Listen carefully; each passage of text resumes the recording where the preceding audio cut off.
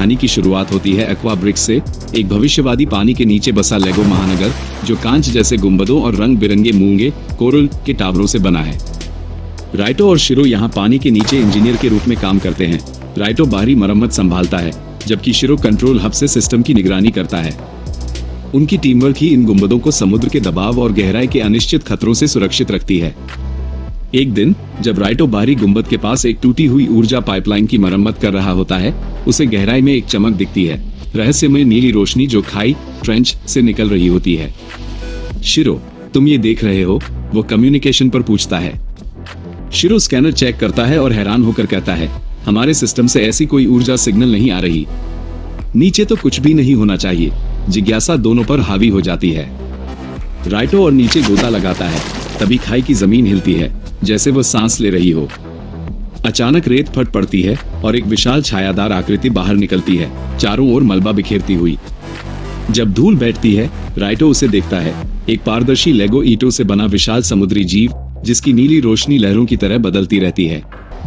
वो एक गूंजती गहरी गर्जना छोड़ता है जो ऊपर के गुंबदों को हिला देती है। मुख्यालय में अलार्म बज उठते हैं, दबाव स्तर तेजी से बढ़ते हैं। ये पावर डोम की तरफ जा रहा है, शिरो चिल्लाता है। एक्वा ब्रिक्स में हाहाकार मचा है। गुंबदों को स्थिर करने के लिए आपात दल काम कर रहे हैं, जबकि समुद्र की खाइयों से अजीब आवाजें और कंपन गूंज रहे हैं। राइटो झुंझलाकर कहता है, हम यहाँ बैठकर कुछ नहीं कर सकते, वो चीज फिर आएगी।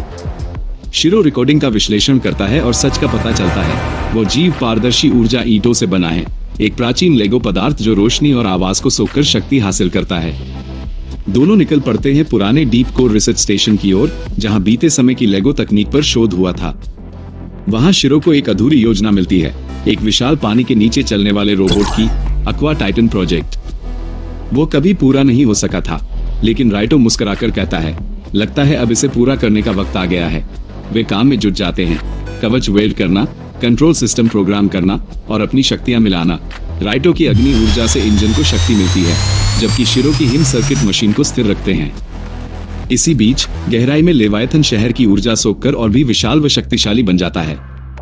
आखिरकार एक्वा टाइटन मेक तैयार हो जाता है, चमकता हुआ, शक्तिशाली, गहराइयों का रक्षक। दोनों भाई उसके भीतर बैठकर खाई की ओर उतरते हैं। याद रखना, शिरो कहता है, वो ऊर्जा से ही जीवित है। राइटो मुस्कुराता है, तो फिर उसे गर्मी का असली मतलब समझाते हैं। जैसे ही वे नीचे उतरते हैं, रोशनी से जगमगाते समुद्री जीव डरकर भागने लगते हैं। अचानक समुद्र कांप उठता है और गहराइयों से लेवायथन की दहाड़ गूंजती है। अंतिम लड़ाई की शुरुआत हो चुकी है। समुद्र की गहराइयों में भीषण युद्ध छिड़ जाता है। एक्वा टाइटन और लेवायथन टकराते हैं, नीली और नारंगी रोशनी से पूरा सागर चमक उठता है।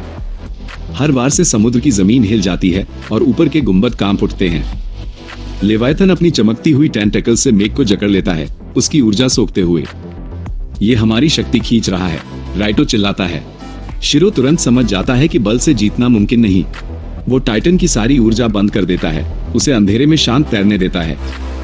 भ्रमित लेवायथन चारों ओर ऊर्जा खोजता है, तभी राइटो उसकी छाती में चमकते क्रिस्टल देखता है। वही इसका स्रोत है। राइटो इंजन दोबारा चालू करता है और टाइटन आखिरी हमले के लिए आगे बढ़ता है। उसका हाथ प्लाज्मा ड्रिल में बदल जाता है, जो लेवायथन के क्रिस्टलों को भेद देता है। एक तेज गूंजती दहाड़ के साथ जीव टूटकर हजारों चमकते टुकड़ों में बिखर जाता है, जो ऊपर तैरते हुए तारों जैसे लगते हैं। थके हुए लेकिन विजयी राइटो और शिरो शहर लौटते हैं। समुद्र फिर शांत हो जाता है और उन चमकते टुकड़ों से एक्वा ब्रिक्स के गुंबद और मजबूत बनाए जाते हैं।